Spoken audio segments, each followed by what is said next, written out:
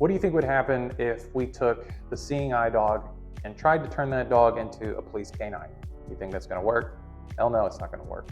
And the other way around, what if we took that police canine and tried to turn them into a seeing eye dog? You think that would work? Hell no, it wouldn't work. I want you to take that same exact mindset, that same exact concept, and apply it to your life. Hey guys, how's it going? Welcome to the first instructional video to this Train With Me series.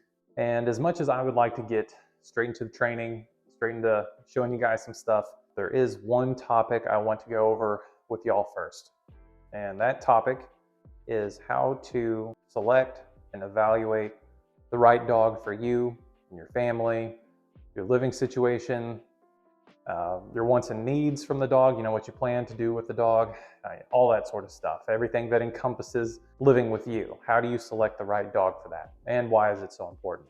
Getting this right from the beginning can be the difference between having to train every little behavior into or out of a dog in order to be able to live with them properly, and getting a dog that more or less falls in line and fits with your family just fine even from the beginning, and it makes just training and living with them so much easier. So you can save yourself a lot of headache and potentially a lot of heartache if you can get this right from the beginning.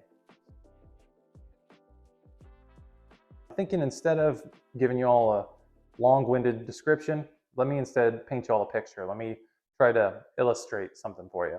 So imagine with me for a second that you are a service dog trainer and you want to train a dog for a blind person. So you're gonna create or train a seeing eye dog. Sit and imagine with me what that dog would look like. What kind of traits should that dog have in order to fit that job to the best of its ability, right? But what's the ideal dog for that job?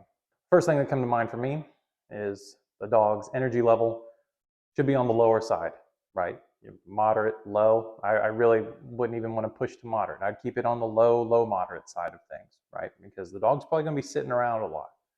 And you don't need a super hyperactive dog running around with somebody who's visually impaired like that either. So that could be a liability. So low energy level, that'd be one, right? The prey drive, you'd probably want a very low prey drive. Once again, that can create a liability for somebody who's visually impaired. So you don't want a dog with a ton of prey drive. You'd probably also need a dog that's comfortable in new environments and around new people, very environmentally sound because may have to go anywhere and everywhere, but also social. Social enough to the point where it's comfortable around other people and being greeted by other people and greeting other people, but not so social that they get overstimulated by seeing other people, right? Because once again, that can create a bad situation for somebody who's visually impaired. So rattling all that off, I mean, those are just a handful of traits I would look for. I'm sure there's way more. I'm not really a service dog trainer, so I'm sure there's way more than that. But off the top of my head, those are some ones that come to mind. Now think with me for a second, imagine with me for a second that you are a working dog trainer and you need to train a police canine.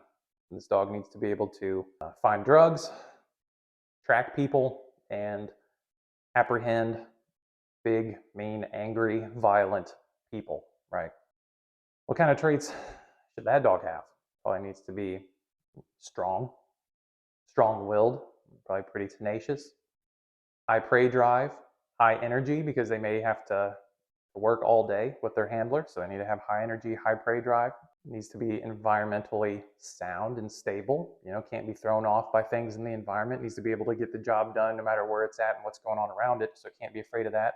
But overall, you get the idea that police canine, that description of the police canine, is almost exactly opposite of the service dog, of the seeing eye dog. Almost exactly opposite. The only thing those two dogs have in common is that they need to be environmentally sound. They need to be comfortable and calm in new environments, and they're not really thrown off by much. That's the only trait they really share. Other than that, they are complete opposites of one another.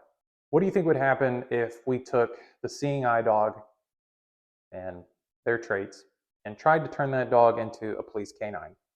You think that's going to work? Hell no, it's not going to work. And the other way around, what if we took that police canine with all of their traits and try to turn them into a seeing eye dog? You think that would work? Hell no, it wouldn't work. So hopefully that little illustration, my point in telling you that is to paint a picture for you to help you understand how important it is that you select the right dog for the job, right? I want you to take that same exact mindset, that same exact concept, and apply it to your life. And go over all the things you are going to want or need your dog to do with you when you get one. And take your living situation and your day-to-day life into account as well. So, things to consider would be like, do you work long hours? You know, if you're working a lot and you're not going to be able to devote a ton of time to your dog, you likely don't want a high energy dog, right? Because a high energy dog is going to require more work, more energy, right? You're going to have to burn more energy out of that dog. And if you have a high energy dog in a crate for a lot of the time, that's not fair to the dog, and that's not ideal for them, and it's not ideal for you either because they're probably going to drive you up the wall when you get home, right? So if you work a lot and long hours, you probably want a moderate or low moderate energy type dog. And take into account as well who you live with and what kind of people and animals, other animals that are going to share the same space as the dog. So, for example, if you got a lot of rowdy little kids running around, or if you live with somebody who's elderly, take that into account. You're also going to want to take into account livestock, right? If you have chickens and goats and cats, right? Is the dog going to have to live with other dogs, right? There's a whole host of things that you need to take into account there. So really sit down and go over as much as you can with that. Like nitpick every little detail so that you have a clear picture in your mind as to what the ideal dog for your life looks like. The clearer you can make that picture, the easier it's going to be to see the type of dog you're going to need. So kind of like I said in the intro as well, the better that you can select the right dog from the beginning, the right dog to fit that criteria, the easier everything's going to be going forward.